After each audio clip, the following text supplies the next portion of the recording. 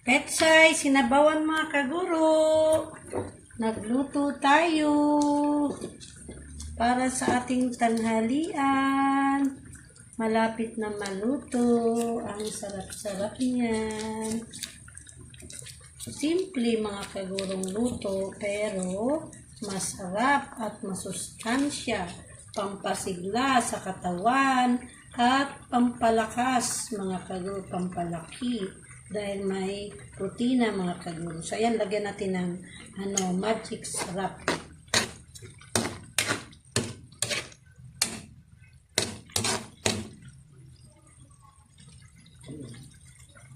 Habang sinisip-sip po ang ating magic syrup at tumutunaw-tunaw sa ating niluluto ay tikman po natin mga kaguro.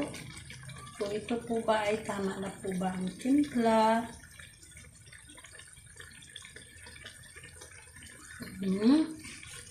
Medyo kulang ng asin mga kaguro. So kuha lang po tayo ng asin. Ito na po mga kaguro ang ating pechay. Ginisang pechay mga kaguro. Ayan, kain tayo. Simpleng luto sa ating pamilya mga kaguro. Ayan, ang ating pechay. With baboy mga kaguro. Kain. Thank you for watching. And please subscribe my channel, Geneva Loves. God bless you everybody mga kaguro. Good morning mga kaguro. Hello, nakasilip po ako dito mga kaguro. Ngayon po ay mag-prepare tayo ng pananghalian natin. Andito na po, naka-ready na po yung ating pork, yung ating mga sangkap, kamatis, sibuyas, at saka meron tayo ditong bawang, ang ating mga kaguro, pechay. Ito po yung ating lulutuin ngayon mga kaguro para sa ating lunch. So, meron din po tayo ditong atay, hindi pa po ilalagay pa po natin yan mamaya sa tapos lulutuin ko po yan para po sa aking alagang mga aso. Tatlo po kasi sila, kaya lulutuin ko po, ilalaga ko lang po ito, haluan ko po ng sayote para po sa kanilang ulam. So ito na po, mag-start na po tayo mga kaguro sa ating lulutuin. Ayan, naka-ready na po yan, nakahiwa na po yung ating sibuyas. Ayan, ang ating bawang, ang ating kamatis, ang ating sayote. Yan, nakahugas, malinis na po yan lahat mga kaguro. Ready to cook na po yan. At saka ito po yung ating kawali mga kaguro. Ayan, ready na po ang ating kawali. Yan. So, magluto na po tayo mga kaguro. Ayan, magluto na po tayo. Handa na po tayo magluto mga kaguro. Tingnan, pasensya na po sa ating itsura. Hindi pa po tayo nakadiko, hindi pa po tayo nakaayos. Pero okay lang po yun. Ayan po. Handa ko lang po itong ating kawali. I-on ko lang po yung ating kalan. Ang gamit natin mga kaguro, ang ating kawali ay ang ating kawaling sinauna mga kaguro. Ayan, dahil nandito pa rin po siya na natiling matibay mga kaguro, kagaya ng pagtibay o kakatibay or kapalimtibay ng aming pagsasama bilang mag-asawa na aking mahal na asawa mga kaguro. Joke lang po. So ayan po, ito na po yung ating kawali. Pasensya na po sa ating kawali, walang hawakan. Medyo maitim na po kasi sobrang tagal na po. Kung gaano kami katagal, ulitin ko, kung gaano kami katagal na mag-asawa ay ganun din po katagal ang ating kawali. So lagyan na po natin siya ng mantika mga kaguro. Ubusin na po natin yung laman nitong ating yung laman ng mantika po mga kaguro dito sa ating bote. Meron pa po doon mga kaguro. Konti na lang po pala. So dagdagan natin ng mantika mga kaguro. Nandito po sa kabilang lagyanan. Yan. Dagdagan natin ng mantika kasi medyo kapos ng mantika mga kaguro.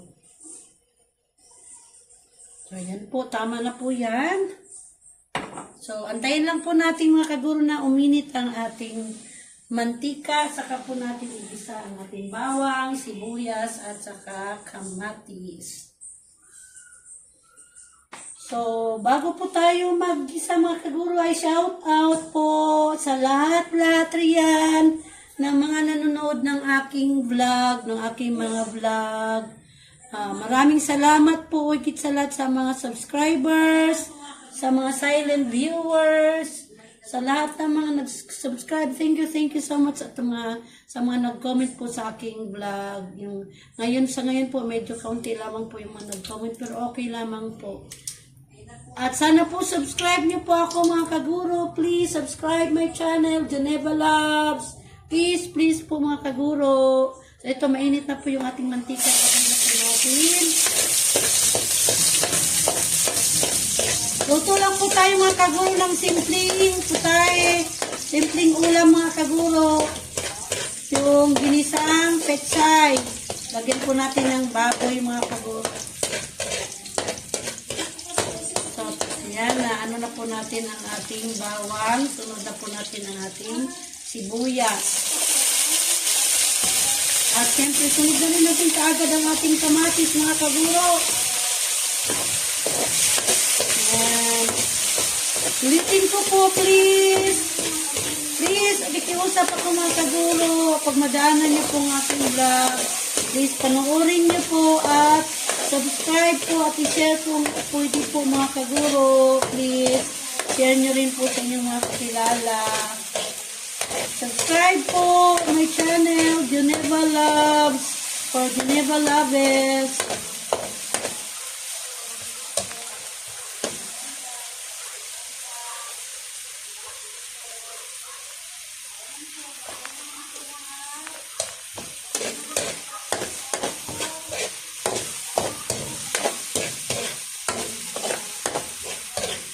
It's already 12 o'clock na po mga kaguro. So, ito nga, 12 na po mga kaguro. Medyo late na po yung ating pagluluto. So, lagyan na po natin ang ating baboy.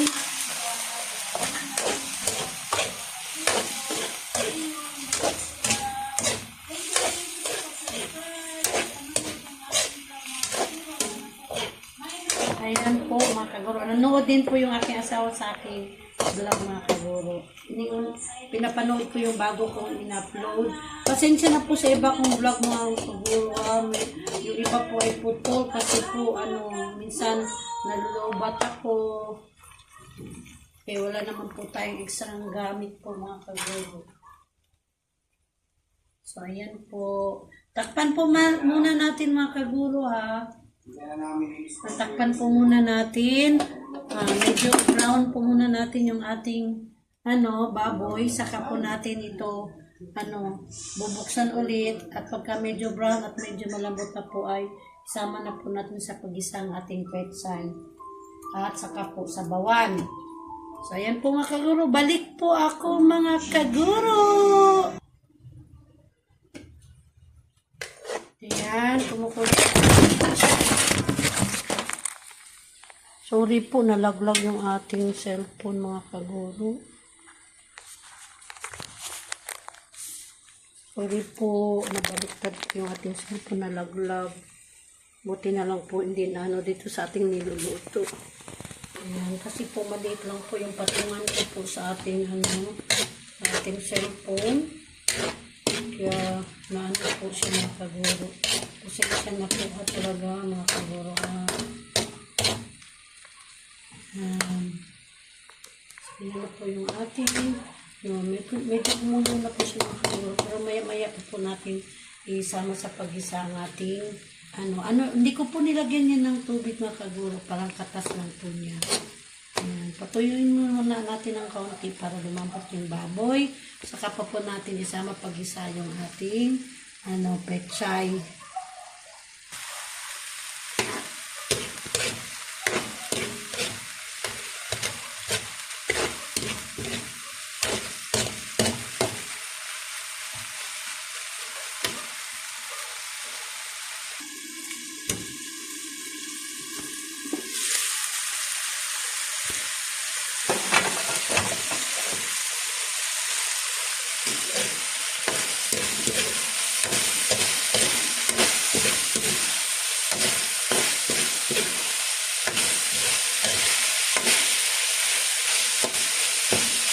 Ayan. So, pwede na po natin mga kagurong ilagay yung ating pechay. Kunin lang po natin yung ating pechay mga kaguro. Ito na ang ating pechay. Dami kong hugasan mga kaguro. Yan talagang buhay. May asawa. So, lagay na natin ang pechay.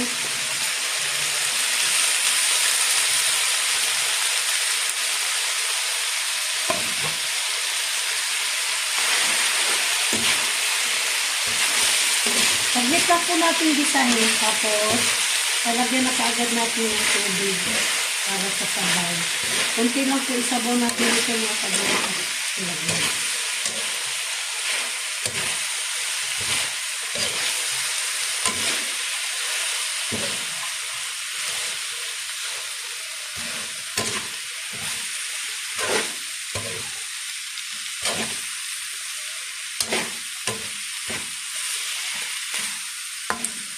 Ayan. So, lagyan na po natin siya ng sabaw, ng water, mga kaguro. Wala ako ng tubig. Lagyan na natin ng tubig, mga kaguro, ng sabaw niya. Ayan. Dagdagan pa natin ng kaunti. Ito yung mga hugasan ko, mga kaguro. Ayan. So, lagay na po natin ang ating pangalawang basong sabaw. Yan. Ito, ganito lang po kaliit mga kaguro yung ating tinakal na tubig. Dalawang ganito. Yan. So, haluin na po natin. Pumantay lang po yung sinabaw natin mga kaguro dito sa ating gulay. Yan. Gulay-gulay lang tayo mga kaguro para may panlaban sa sakit ng ating katawan mga kaguro, para may vitamin ang ating katawan, pampasigla, pampalaki yung ating karne, protein mga kaguro. Ang gulay naman ay pampasigla ng ating katawan, ang pechay. Ganun natin kasi may dumikit na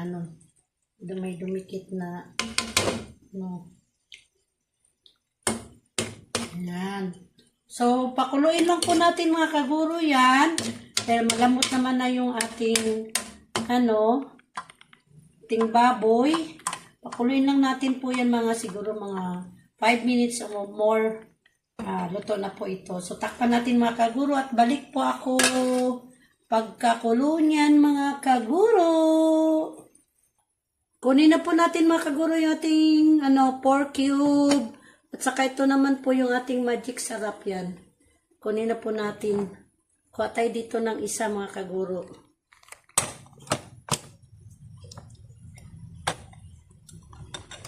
Oops, isang pork cube.